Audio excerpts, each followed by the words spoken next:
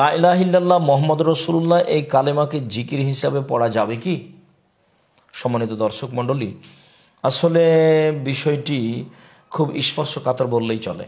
মানুষ না জানার কারণে কত কি যে করছে ধর্মের নামে, তার কোনো হিসাব নেই। জিকির তো শুধু আল্লাহ তাআলার হবে। জিকির বলতে কাউকে স্মরণ করা।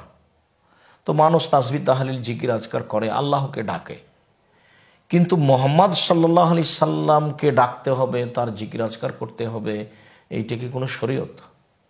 যদি আমি লা ইলাহা ইল্লাল্লাহ মুহাম্মদ রাসূলুল্লাহ দুটাকে একসাথে জিকির হিসাবে পড়ি, তাহলে আল্লাহরও জিকির করা হলো, রাসূল সাল্লাল্লাহু আলাইহি সাল্লামের জিকির করা হলো। তাহলে কেমন হয়ে গেল? তাহলে জিকির করার ব্যাপারে তাসবিহ তাহলিল করা এবং আল্লাহকে ডাকার ব্যাপারে আল্লাহ এবং মুহাম্মদ কি একই? একজন হচ্ছেন সৃষ্টিকর্তা আর একজন হচ্ছেন সৃষ্টি বান্দা। সম্মানিত দর্শক মণ্ডলী, এটি একটা নেহায়াত অন্যায়, শরীয়তে একটা বিদাত, নাজায়েজ, হারাম কাজ, যে রাসূল সাল্লাল্লাহু আলাইহি সাল্লামকে আল্লাহর সাথে সমান করে জিকির করতে হবে। আর এইভাবে কোথাও প্রমাণ হয়নি। লা ইলাহা ইল্লাল্লাহ মুহাম্মদ রাসূলুল্লাহ এটা হলো সাক্ষী হিসাবে যখন পেশ করবে তখন দুটাকে একসাথে বলা হবে। কেননা যখন অমুসলিম মুসলমান হয় তখন বলে আশহাদু আল্লা ইলাহা ইল্লাল্লাহ ওয়া আশহাদু আন্না মুহাম্মদ রাসূলুল্লাহ, আমি সাক্ষ্য দিচ্ছি আল্লাহ ছাড়া কোনো মাবুদ নাই, আমি সাক্ষ্য দিচ্ছি মুহাম্মদ আল্লাহর রাসূল, তার বান্দা। তার মানে আল্লাহকে আমি এক আল্লাহ বলে মেনে নিলাম, আর নবীকে আমি আল্লাহর প্রেরিত নবী রাসূল হিসাবে মেনে নিলাম, তারই স্বীকৃতি দেওয়া। আর জিকির যখন হবে তখন একমাত্র খালেস অন্তরে আল্লাহ তাআলাকে ডাকা, স্মরণ করা। অতএব লা ইলাহা ইল্লাল্লাহ মুহাম্মদ রাসূলুল্লাহ দুইটি বাক্য মিললে জিকির করা যাবে না, যা একটি নেহায়াত অন্যায় কাজ, যা মহা পাপের কাজ। আর জিকিরের ব্যাপারে যখন হাদিসে এসেছে, আল্লাহ তাআলাকে ডাকার ব্যাপারে যখন এসেছে, তখন আপনার লা ইলাহা ইল্লাল্লাহ মুহাম্মদ রাসূলুল্লাহ আসেনি। যেমন আবু মুসা আশআরী রাদিয়াল্লাহু তাআলা আনহু বলেন, রাসূল সাল্লাল্লাহু আলাইহি সাল্লাম বলেছেন, আফদালুয যিকরি লা ইলাহা ইল্লাল্লাহ, সবচেয়ে উত্তম জিকির হচ্ছে লা ইলাহা ইল্লাল্লাহ। এই পর্যন্ত শেষ। তারপরের বাক্য এসেছে ও আফজালুদ দুআয়া আলহামদুলিল্লাহ, সবচেয়ে উত্তম দোয়া হচ্ছে আলহামদুলিল্লাহ।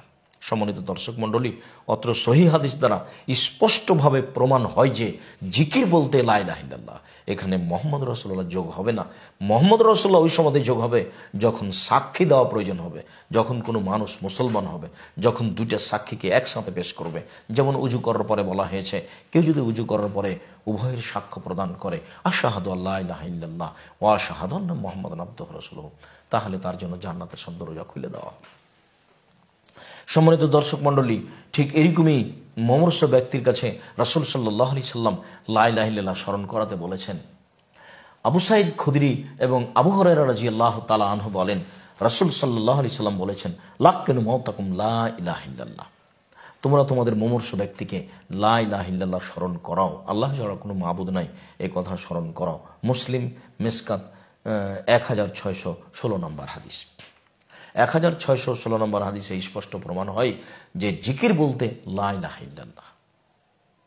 আর এটাকে বলা হয়েছে কালেমা তাইয়্যিবা। কালেমা তাইয়্যিবা হচ্ছে শুধু লা ইলাহা ইল্লাল্লাহ, আর কালেমা শাহাদাত, স্বাক্ষর কালেমা হচ্ছে আল্লাহ এক আর মুহাম্মদ সাল্লাল্লাহু আলাইহি ওয়াসাল্লাম তার নবী এবং তার বান্দা।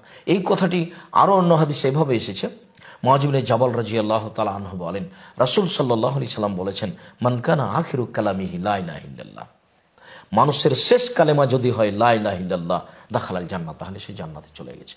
এই কারণেই মমর্ষ অবস্থায় মানুষের পাশে রাসূল সাল্লাল্লাহু আলাইহি সাল্লাম লা ইলাহা ইল্লাল্লাহ বলার জন্য আদেশ করেছেন যে তোমরা মমর্ষ ব্যক্তির পাশে যান যায় এই সময়ে তোমরা তার পাশে লা ইলাহা ইল্লাল্লাহ বলতে থাকো, কেননা এই ব্যক্তিও যদি কোনো সময় লা ইলাহা ইল্লাল্লাহ বলে ফেলে তাহলে সে জান্নাতে চলে গেছে। সম্মানিত দর্শক মণ্ডলী, আমরা আপনাদেরকে বিষয়টি খুব স্পষ্ট বুঝাতে পেরেছি বলে আমরা আশা করি যে লা ইলাহা ইল্লাল্লাহ মুহাম্মদ রাসূলুল্লাহ একসাথে জিকির করা যাবে না। এটি একটি ইবাদতের নামে বিদাত, নেহায়াত অন্যায় কাজ। জিকির বলতে শুধু লা ইলাহা ইল্লাল্লাহকে বোঝায়, সাথে সাথে লা ইলাহা এটুকুও জিকির নয়, সাথে সাথে ইল্লাল্লাহ এটুকুও জিকির নয়, সাথে সাথে আল্লাহ আল্লাহ এটুকুও জিকির নয়। কেননা এইভাবে জিকির প্রমাণ করা যাবে না, শরীয়তে স্পষ্ট বিদাত এইভাবে জিকির করা। কাজেই সকল দিনই ভাই বোনকে রাসূল সাল্লাল্লাহু আলাইহি সাল্লাম যেভাবে জিকিরের কথা বলেছেন সেভাবে বলার জন্য আমরা অনুরোধ জানাচ্ছি। আর তা হচ্ছে লা ইলাহা ইল্লাল্লাহ। আশা যে আমরা বিষয়টি খুব ভালোভাবে বুঝেছি, এভাবে আমরা আমল করার চেষ্টা করব ইনশাল্লাহ। আল্লাহ আলম বিসব, ওয়া সাল্লাল্লাহু আলা নবী ওয়া সাল্লাম। আসসালামু আলাইকুম।